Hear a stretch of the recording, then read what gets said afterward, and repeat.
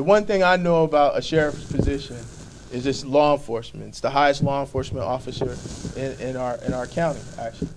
And I would feel comfortable if the person who was doing it had walked the beat before and understood the trials and tribulations that go on with being in law enforcement. And not only just doing it, walking the beat, but have done it and excelled on a level where his peers have recognized him time and time again as one of the best among them. He's going to serve the great county of Burlington well. He's going to be a great public servant, and he's going to need your help. So I'm going to introduce you to Jimmy Costabas. He's going to say a couple words, but this is the real deal as well, and he's going to be a good man to represent us in the sheriff's office.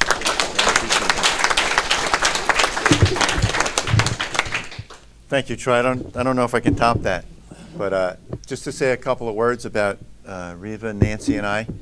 We're working very hard, and just the way we see things, the way they're done every day, we will much better represent the residents of Burlington County.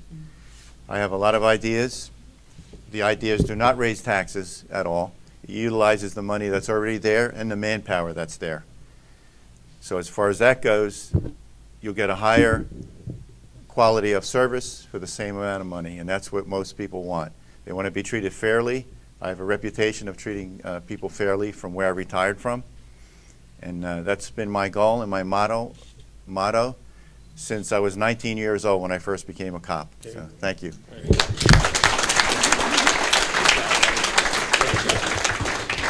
I'm going to take a minute to introduce our clerk candidate, Nancy Youngkin. And most folks don't know much about the clerk's office until you desperately need them. It's the truth. She tells me all the time, "Did you know I can do this and that?" And I was like, I didn't know. And the one thing I'll tell you about Nancy, the kind of person any of us wants, I think, in government is someone who's sort of walked the path we've walked. So Nancy knows what it's like to have to be a mother with young kids and have to make critical decisions to advance her family forward. She knows what it's like to be in business and be someone who's counted on to get the things done at the end of the day. And more importantly, the thing that I think any good clerk needs to do, she knows how to listen, and she knows how to be efficient in what her opportunities and what her job is. Nancy is a Democrat today, will be a Democrat tomorrow, will be a Democrat the next day. Ladies and gentlemen, my good friend Nancy Youngkin. After that, I don't know what else I can possibly say.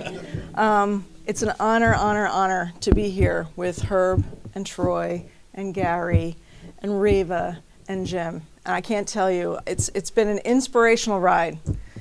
Meeting people and hearing what they have to say and thinking, you know, I'd really like the opportunity to do this better, to make people feel like their government serves them better than it has for a long time.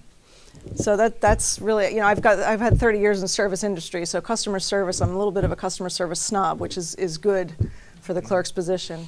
It's my pleasure to introduce Reva Foster.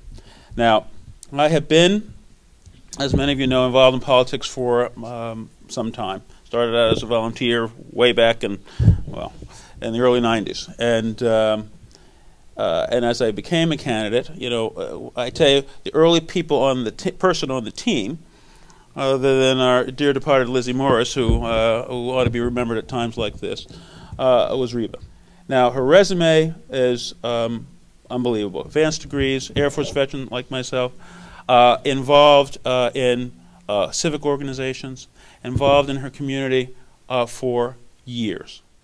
Now, we have the opportunity here to change the direction of this freeholder board with the election of Reva Foster.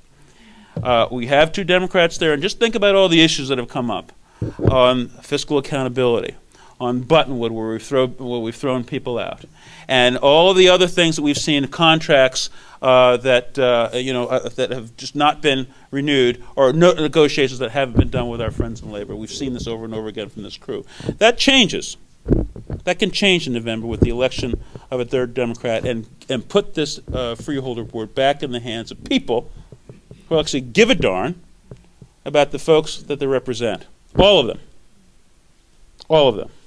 This is a person who cares about everybody, and she deserves to be elected to office. Reva Foster.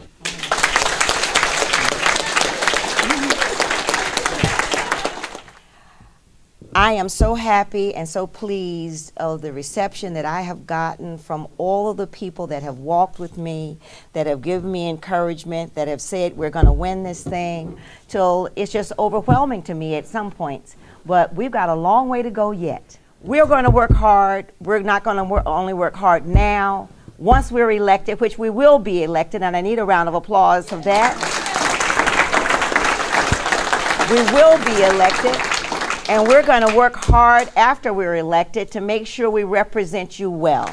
I'm really interested in looking at the county departments and looking at an assessment of exactly what they're doing and determining exactly what goals and objectives they have, and looking at the accountability they feel they have, and then being able to measure whether or not they're meeting up to them with goals and objectives. And I think that's a great place to start, because if we don't know what they're doing and they don't know what they're doing, how are they doing it? Okay, so that's a Johnson & Johnson from me after being there 12 years, 9 months. So that's one thing I really have counting? No, but who's counting? But I have a passion for that. But I've always been a hard worker, and I will not stop being a hard worker for you and for all the residents in Burlington County.